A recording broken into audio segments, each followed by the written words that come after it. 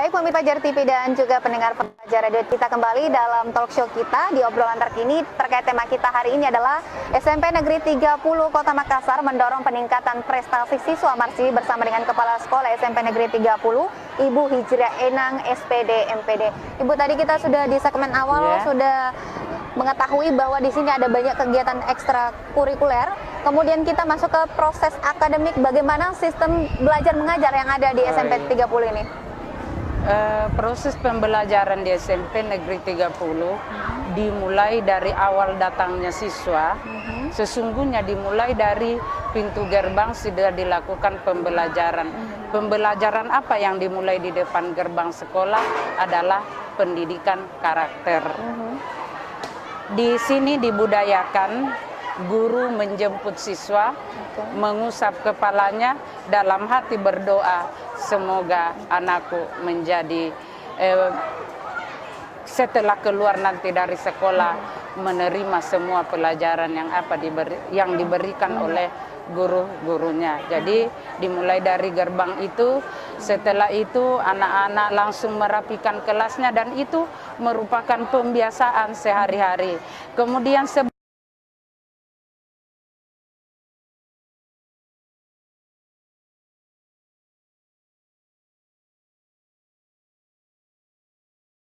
bagian dari anak-anak kami yang langsung ke musola untuk sholat duha. Karena memang disampaikan bahwa berangkat dari sekolah harus berwudu, yang umat Islam setiba di sekolah langsung sholat duha. Kemudian yang lain kalau langsung ke kelas langsung merapikan kelasnya.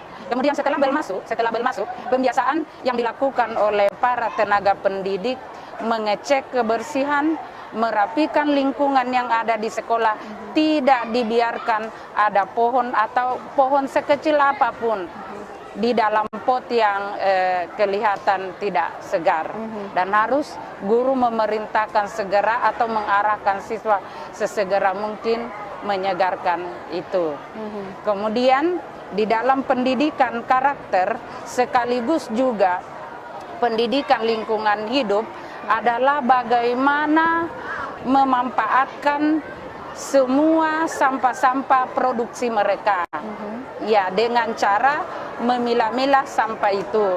Bisa kita buktikan dengan tempat-tempat sampah yang ada di depan kelas. Alhamdulillah setiap saat siswa yang mendapat setiap hari digilir itu siswa dalam memeriksa atau mengontrol keadaan tempat-tempat sampahnya dan memilah dengan benar. Dan itu saya pikir merupakan keunggulan anak-anak kami karena luar biasa itu menertibkan siswa untuk menempatkan sampah pada tempat itu luar biasa sekali. Dan alhamdulillah guru-guru sangat sangat mendukung itu. Apalagi adanya 18 revolusi, sesungguhnya 18 revolusi program pemerintah itu sesungguhnya sudah lama kami lakukan di SMP Negeri 30 Makassar. Kebetulan di depan kita ini ada piala. Ya, ini piala ini adalah piala Adiwiyata 15. Dan setelah diraihnya piala ini, setelah kita memperoleh predikat sekolah Adiwiyata Mandiri, maka setiap tahun kami dipantau oleh Kementerian Lingkungan Hidup tentang keterlaksanaan pendidikan lingkungan hidup di sekolah ini. Perlu diketahui bahwa keterlaksanaan pendidikan lingkungan hidup bukan hanya dari segi fisik saja. Ya, tadi saya kira sudah dilihat fasilitas yang harus dimiliki, seperti kelihatan ada lubang-lubang ini, lubang biopori untuk penyerapan air. Kemudian di sebelah sana ada IPAL, itu penampungan air limbah, ditampung di situ, disiram dan ditampung di situ dan tidak menimbulkan bau. Itulah yang menjadi sumber air untuk menyiram tanaman.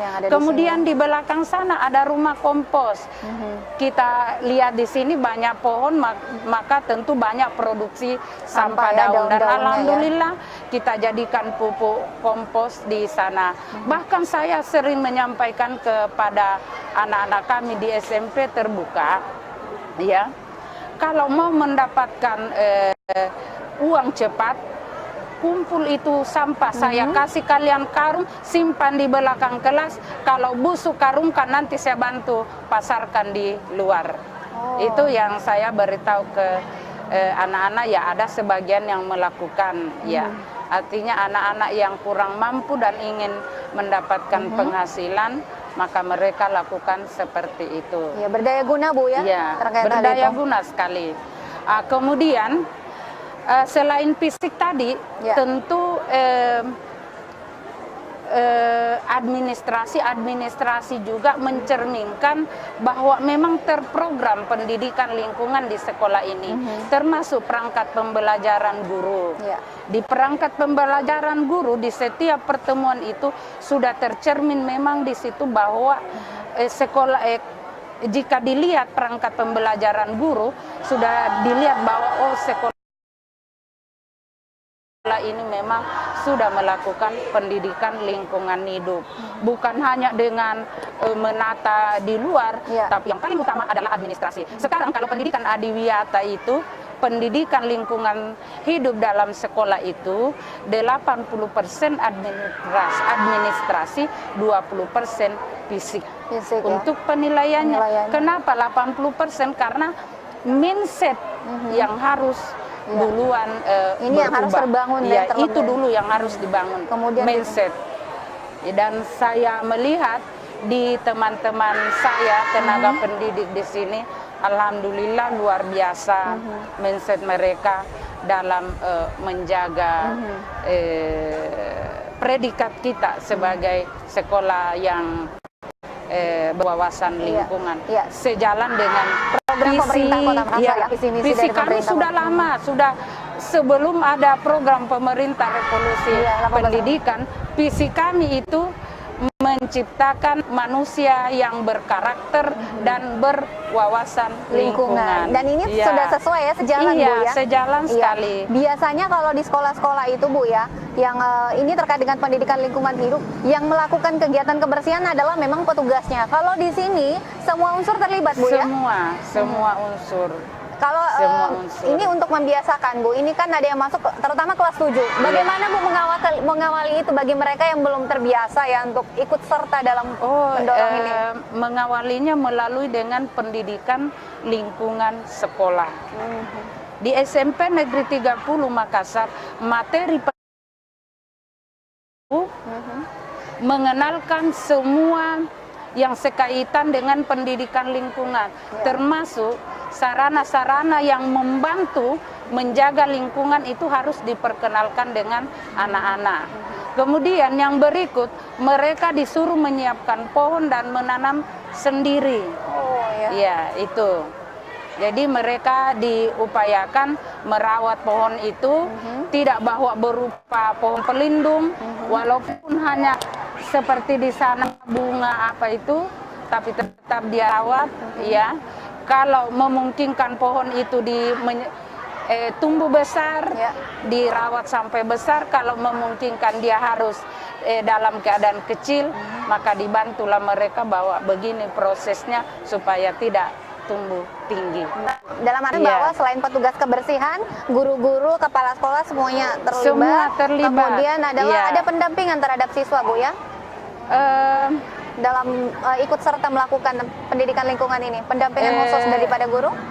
Sebenarnya kalau mendampingi secara langsung sekarang, kalau sudah kelas 8 tidak perlu lagi pendampingan. Kelas 7 ya? Ya, kalau kelas 7 ya awal-awalnya saja 6 bulan setelah mereka beradaptasi di SMP Negeri 30. Sudah tanpa pendampingan mereka sudah bisa melakukan pembiasaan. Mereka sudah sadar melakukan itu. Kemudian ada yang dikenal dengan istilah di sini tidak ada PR Bu ya? Itu seperti apa? Bukan tidak ada PR. Sebenarnya kan PR itu singkatan dari pekerjaan rumah. Betul. Cuma karena terbiasa dikatakan PR, tetap diberi tugas, ya, tetap diberi tugas karena ada nilai tugas. Cuma tugasnya kan bisa diselesaikan di waktu co-kurikuler itu. Ya, misalnya tugas portofolio. Tugas itu tidak seperti zamannya kita bahwa soal ditulis, dikasih ini, merangkum ini, tidak seperti itu. Rata-rata tugas sekarang itu memanfaatkan media-media yang ada di sekeliling kita. Termasuk tugas mereka mengamati, misalnya disuruh mengamati pohon.